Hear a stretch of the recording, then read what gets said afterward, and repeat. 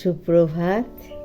স্মৃতির ভালোবাসার সংসারে এই ভিডিওটাতে আপনাদের সবাইকে স্বাগত। ঠাকুরের কাছে প্রার্থনা করব ঠাকুর যেন সবাইকেই ভালো রাখেন।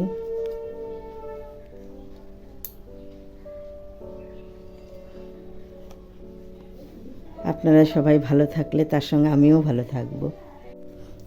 এই দেখুন, অল্প করে মুরগির মাংস এনেছে,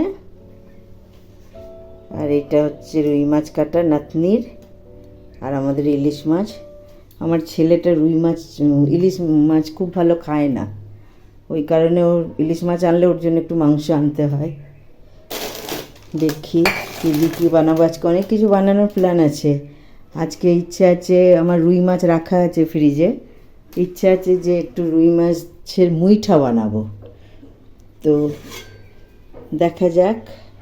আর এখানে দেখুন সোনামায়ের একটা মাছ জিয়ানো রয়েছে, ওটা হচ্ছে কই মাছ। আমার সোনামায়ের দিদান দাদু দিয়ে গেছিল অনেকগুলোই, একটা একটা করে খেতে খেতে আর ওই একটাই আছে। দেখি কি বানানো যায়, যা বানাবো অবশ্যই আপনাদের সঙ্গে শেয়ার করব। দেখুন, এই দেখুন বন্ধুরা, মুইঠা বানাবো বলেছিলাম, রুই মাছগুলোকে একটু ভাপিয়ে নিলাম। এবার গ্যাসটা অফ করে দেবো, ভাপানো হয়ে গেছে। এই দেখুন মাছগুলো তো তুলে নিয়েছি, এবার কাঁটাটাকে বেছে নেবো। হ্যাঁ, আর আপনার একটু অল্প করে একটু টিফিন, ছেলে গেছে টিউশনি পড়ায়ও, টিউশন থেকে এসে খাবে। আর ইলিশ মাছটা এই দেখুন, একটু সর্ষে বাটছি, ভাপা করব। একটু সর্ষেগুলো এখন খুব বড্ড তেতো হয়, ওই জন্য একটু নুন দিয়ে দিয়েছি। নুন দিয়ে দিলে আর সর্ষেটা তেতো থাকে না। আর এই দেখুন, ওই 2 পিস ওর বাবাকে ঝোল করে দেবো বেগুন দিয়ে, কালো জিরে দিয়ে। ওর বাবা ঝোল খেতে ভালোবাসে। দেখতে থাকুন। মাছের কাঁটাগুলো আমি ছাড়িয়ে নিই। এটা চিতল মাছ হলে পরে না, চামচ করে টেনে টেনে টেনে টেনে ছাড়ালে কাঁটাগুলো মাছের ইয়ের মধ্যে, চামড়ার মধ্যেই থেকে যায়। আর এটা যেহেতু রুই মাছ, এটা সিদ্ধ করে নিয়েছি, কাঁটাটা ছাড়িয়ে নেব। এই দেখুন বন্ধুরা, ইলিশ মাছ বেগুন দিয়ে, সরু বেগুন দিয়ে ইলিশ মাছের ঝোল হলো। বলছিলাম আপনাদের, আমার কর্তার জন্য এটা ফুটছে, একটু পরে নামিয়ে দেবো। আর আমাদের হবে ইলিশ ভাপা। এটা নামাই, তারপর আবার দেখাচ্ছি। এই দেখুন বন্ধুরা, আমার ইলিশ মাছের ঝোলটা হয়ে গেছে, নামিয়ে নিলাম।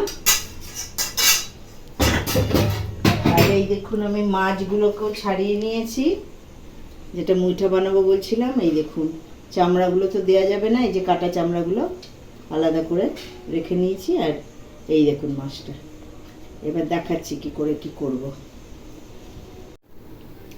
এই দেখুন বন্ধুরা, ভাপাটা বানাবো। টিফিন কৌটোয় নিয়ে নিয়েছি লঙ্কা বাটা, সর্ষে বাটা, হলুদ আর নুন, এই দিয়ে মাখিয়ে মাছটা একবারে টিফিন কৌটোয় দিয়ে দিয়েছি। ওপরে 2টো কাঁচা লঙ্কা দিয়েছি।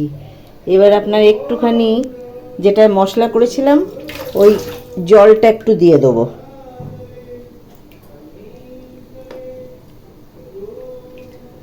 ব্যাস, এইবার এই দেখুন জল গরম হয়ে গেছে, ওতে এটাও চাপ দিয়ে দিয়েছি। স্ট্যান্ডটা বন্ধ করে এবার চাপিয়ে দেবো এটার মধ্যে। ব্যাস, এবার উপরে একটা ঢাকা দেবো, হতে থাকুক। দেখুন আপনারা, এই দেখুন ঢাকাটা দিয়ে দিয়েছি। এই মিনিট 4-5 হোক, তারপরে নামিয়ে আপনাদের দেখাবো। এই দেখুন বন্ধুরা, আমার 4-5 মিনিট হয়ে গেছে, আমি গ্যাসটাকে অফ করে দিলাম। এখন তো টিফিন কৌটোটা খুব গরম আছে, এখন দেখাতে পারবো না, একটু পরে দেখাচ্ছি, একটু ঠান্ডা হোক দেখাচ্ছি। আর আমি এইবার চিতল মাছের তো মুইঠা নয়, এটা হচ্ছে রুই মাছের, সেটা দেখাচ্ছি। রুই মাছটা কাটা ছাড়িয়ে নিয়েছি। আমি একটা আলু সিদ্ধ দেবো। এই দেখুন, একটা আলু সিদ্ধ দিলাম। আর এটা আমার আছে পেঁয়াজ আর রসুন বাটা। এবার দিয়ে দেবো, একটু নিয়ে আসি, ফ্রিজে আছে আদা বাটা, এই দেখুন।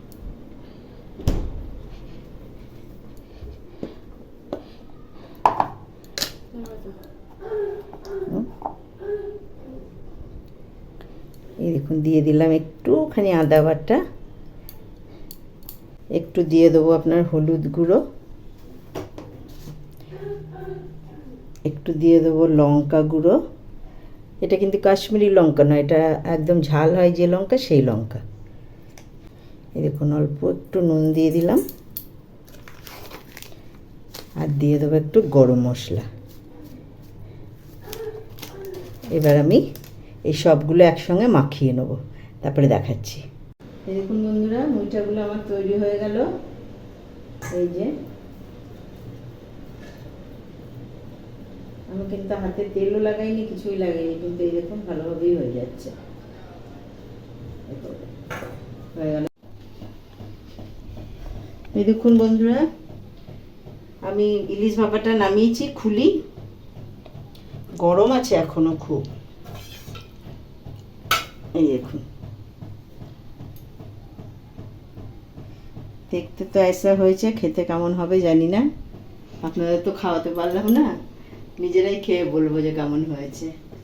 গন্ধটা সেরা বেরোচ্ছে। খারাপ হলেও বলবো, ভালো হলেও বলবো, এমনটা নয় যে খারাপ হলে বলবো না খুব ভালো হয়েছে, খুব ভালো হয়েছে, এটা কোনোদিনই বলবো না।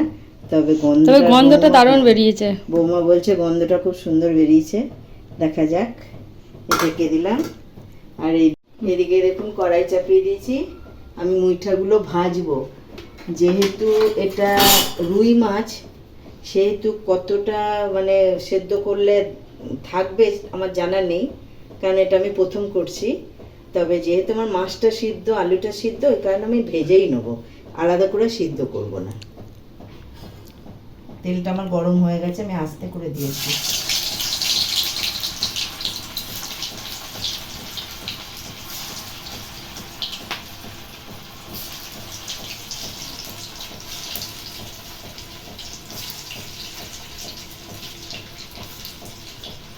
রুই মাছের তো ওই জন্যে আবার সিদ্ধ করতে ভরসা পেলাম না, প্রয়োজনও নেই, যেহেতু দুটোই সেদ্ধ করা আছে। এই দেখুন ভাজাগুলো আমার হয়ে গেছে, আর তেলও গরম হয়ে গেছে। তেলে দিয়ে দেবো জিরে, তেজপাতা, শুকনো লঙ্কা আর গোটা গরম মশলা।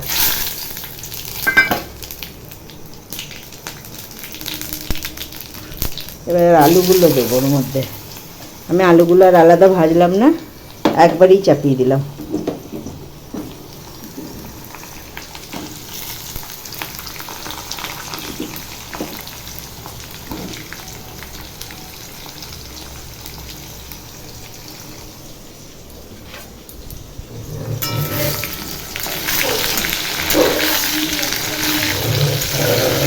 এই তেলেই কষিয়ে নিয়ে একবারে মশলা দিয়ে দেবো।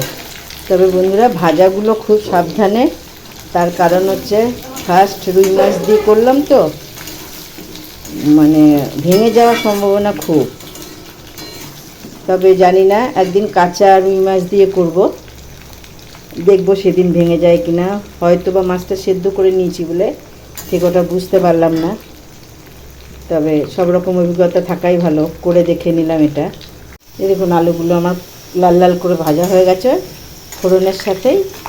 এবার আমি দিয়ে দেবো আদা বাটা আর কুচনো পেঁয়াজ, আবার একটু ঘষা পেঁয়াজও আছে, আর একটু টমাটোমের পেস্ট ছিল।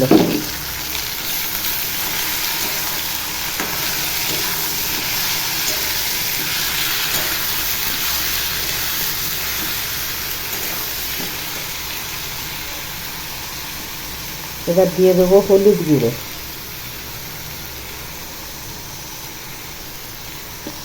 আর দিয়ে দেবো লঙ্কা গুঁড়ো,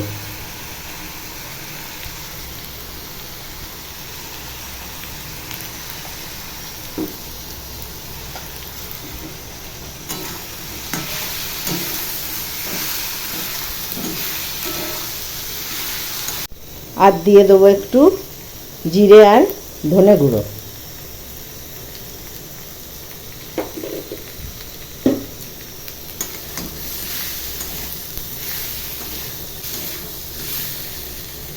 এবার বন্ধুরা দিয়ে দেবো গরম জল। আমার গরম জল করা রাখা থাকে, দিয়ে দেবো গরম জল। এটা একটু হলুদ কালার, তার কারণ হচ্ছে আমি যে রুই মাছটাকে জলে ভাপিয়েছিলাম না, ওই জলটা আমি ফেলিনি, ওই জলটাই দিলাম। তার কারণ হচ্ছে মাছের যে ইয়েটা, রসটা একদম গোদা বাংলায় যাকে বলে, সেটা তো ওর মধ্যে বেরিয়েছে, ওই কারণে ওটাই দিয়েছি। ফুটুক একটু, তারপরে দেখাচ্ছি। তখন একটু নুন দিয়েছিলাম, আবার একটু নুন দিয়ে দিলাম।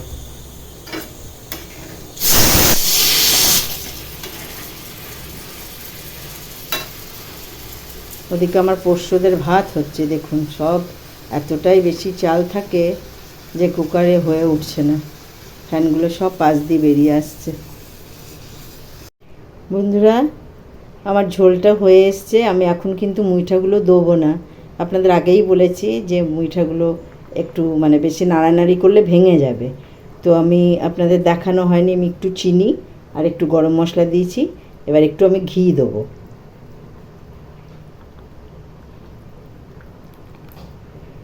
একটু ঘি দিলাম। আমি এটাকে কমপ্লিট আগে নেড়ে নেব পুরোপুরি।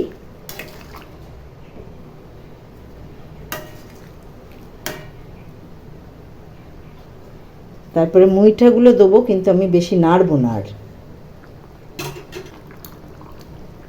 এই রেসিপিটা আপনারা যদি কেউ করে থাকেন আমাকেও জানাবেন যে কি করলে মুইঠাগুলো ভাঙবে না। এই হালকা একটু নেড়ে দেবো, দিয়ে আমি ছেড়ে দেবো, ব্যাস আর নাড়বো না। এবার আমি মুইঠাটা নামিয়ে নেব। শুধু করলেই ভালো মুইঠা, কিন্তু বন্ধুরা আমি এর আগের ভিডিও যদি কেউ আমার দেখে থাকেন দেখবেন আমি বলেছিলাম যে আমাদের বাড়িতে একটু আলু খায়, হ্যাঁ, ছেলেটা আলু ছাড়া খাইতে পারে না, সেই কারণে কয় পিস আলু দিয়েছি। তো আজকের মতো আমার রান্না এই। তো বন্ধুরা, যে যেখান থেকে দেখেছেন একটু সাপোর্ট করবেন আমাকে, কমেন্ট করবেন, শেয়ার করবেন, লাইক করবেন, অবশ্যই ভালো লাগলে সাবস্ক্রাইব করবেন। ঠাকুরের কাছে আবার প্রার্থনা করছি আপনারা সবাই সুস্থ থাকুন, ভালো থাকুন। এই দেখুন আমার আজকের রেসিপি, ভাপা ইলিশ, ইলিশের ঝোল আর কাতলা মাছের মুইঠা।